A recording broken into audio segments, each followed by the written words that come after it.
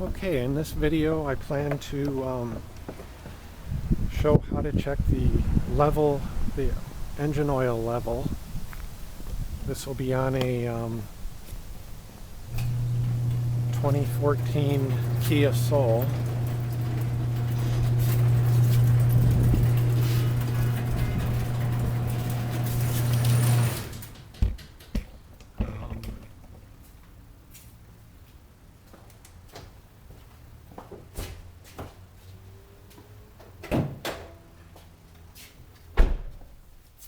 I had the oil changed about a week ago, maybe not quite a week. And I'm pretty sure that the engine oil level is too high, despite the fact that I specifically requested that they please don't overfill the engine oil.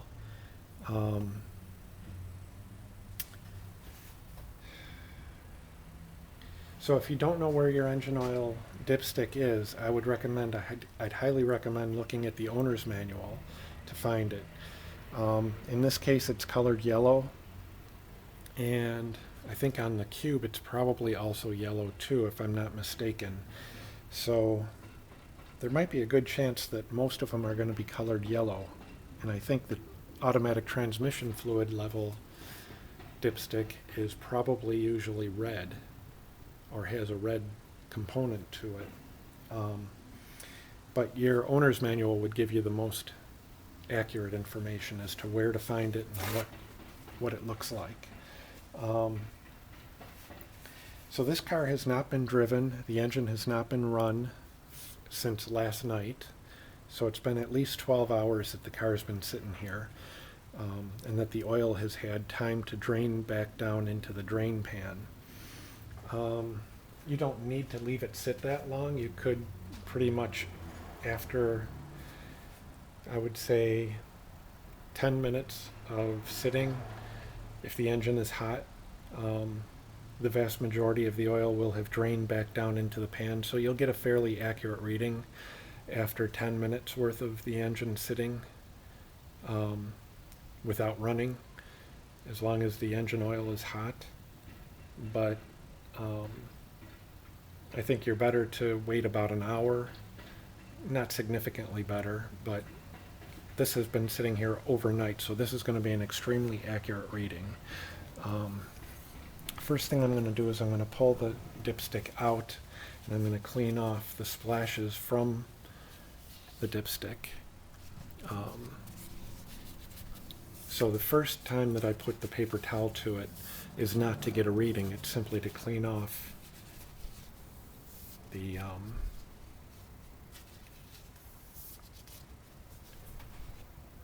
oil.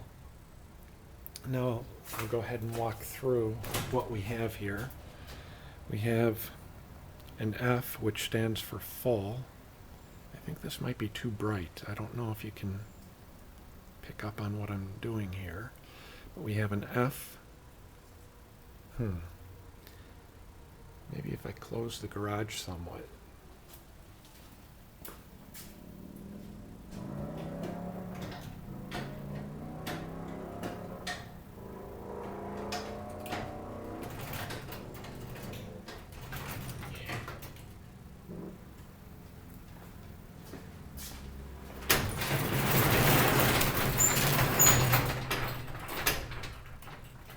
It's going to try to close too much. No, there we go.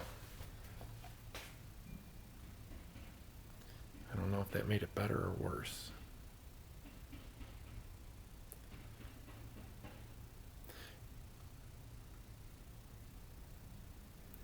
Well, we have two indentations. Let's try it right about there. We have an indentation right there, and another indentation right there by my thumbnail, and an L for low, and an F for full. And the ideal place for the oil level to end up is between these two indentations. If it's above the indentation next to the F, it's too full. It's got too much fluid, it's overfilled.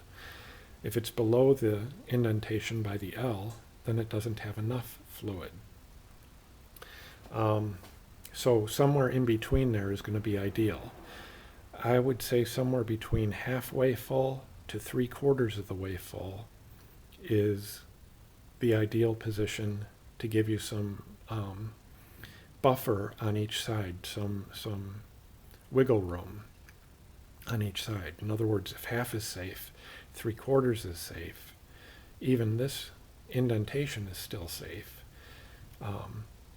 But going to 3/4 is going to be safer than being up at the indentation. And in terms of getting too much oil missed into some of your emissions control components, such as your PCV valve, your rings can suffer premature wear if you're significantly higher than that top indentation. But your more delicate things like your emissions control items are what's most likely to suffer if your oil level is too high, like the tubes that basically it's your emissions control things that I would worry about, and possibly some seals that I would worry about if your oil level is too high, that they might be impacted negatively prematurely. So I'll go ahead and I'll put this in and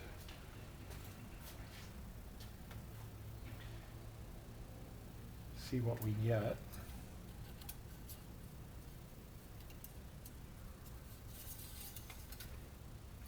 Now, as I pull this out, I want to make sure that I don't elevate this.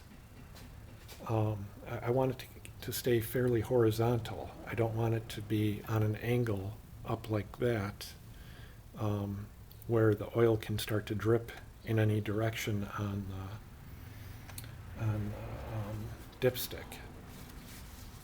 So what I'm going to do now, I think you can see that the oil level is completely covering the F. So it's high, the oil level has gone beyond the full mark, the indentation, and then even beyond the F, which is higher than the indentation.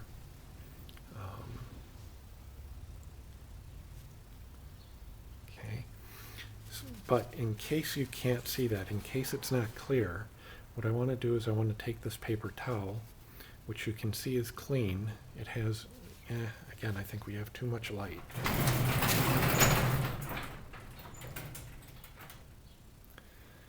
Okay, this paper towel is clean, except now I have dust on my fingertips, which is contaminating the paper towel.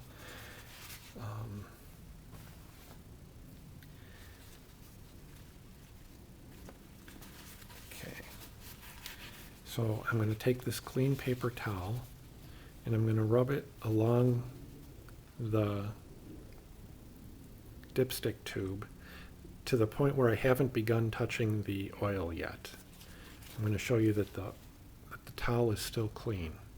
Okay, we still have no oil on that paper towel. But now I'm going to take the paper towel and I'm going to approach the F without touching the F. Okay, so you can see that I haven't even touched the F yet. And now when we look at the paper towel, it's very evident that we've already begun hitting oil. So no matter how clean the oil is, if you do that technique, you can see when you start to actually hit the oil with the paper towel. And like I said, I haven't even begun to hit the F yet. So in answer to my question, is my oil level too high? In this case, I'm going to have to say yes, it is too high. It's a little too high. Is it high enough to warrant a complaint? In this case, yes, I'm going to say it is, because I had specifically requested that the oil level not be overfilled. And I don't feel like I ought to have to do every automotive project myself in order to get it done the right way. So I think now that I have, 20, 30 years ago, when I became a certified master technician, or I at least did the schooling to become a certified master technician, part of the reason I did that was because I felt that the people working on the vehicles were doing things improperly, and that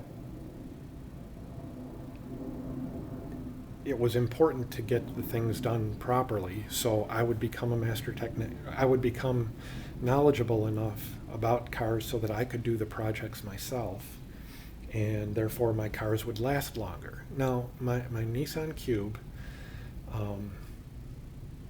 got over 170,000 miles without ever going back to a dealership whatsoever. In other words, I kept it out of the dealership even when there were recalls, because I felt that I could maintain the car well myself. And I think the 170,000 miles is a good indication of two things. One, that we were dealing with a quality car, and two, that the work that I do is high quality work. Part of doing high quality work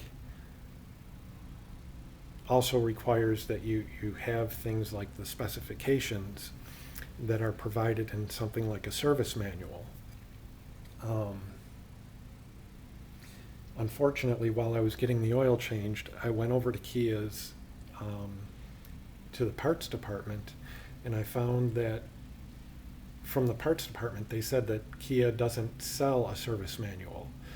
And for the Cube, I had gladly paid over $200 to get the electronic version of the service manual because that was all they had. They didn't have the paper format anymore. I'm somewhat dismayed or troubled by the fact that I can't get hold of that information that's crucial to doing quality work.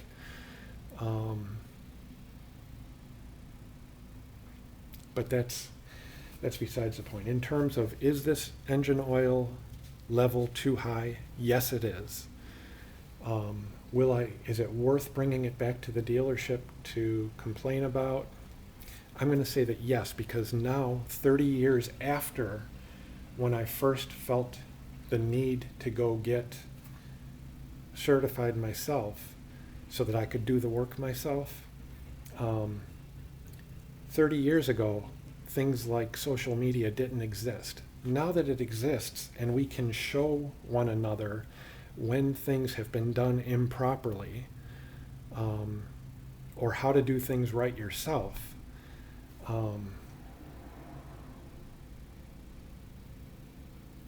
I feel like we now have the tools to help the dealerships actually provide quality service. So this video, I'll be uploading this video as part of my response to Kia and to the dealership regarding the quality of service that I received and why I'm disappointed in the quality of service that I received. 30 years ago, I would not have had this option. Now that I have this option, maybe I can stop feeling like I have to do all the repairs myself, and maybe I might be able to put more faith in the dealership's ability to try to satisfy the customer. I believe that they will try to satisfy the customer. Right now, I'm not satisfied with how they did the oil change.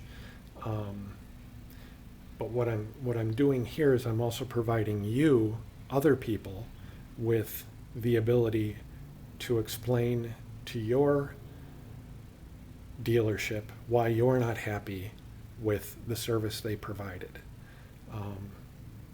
So, okay, I'm going to go ahead and upload this video to YouTube and include it as part of my response to Kia and to the dealership as in their questionnaire regarding my visit to the dealership for the oil change. Am I happy with the service I received?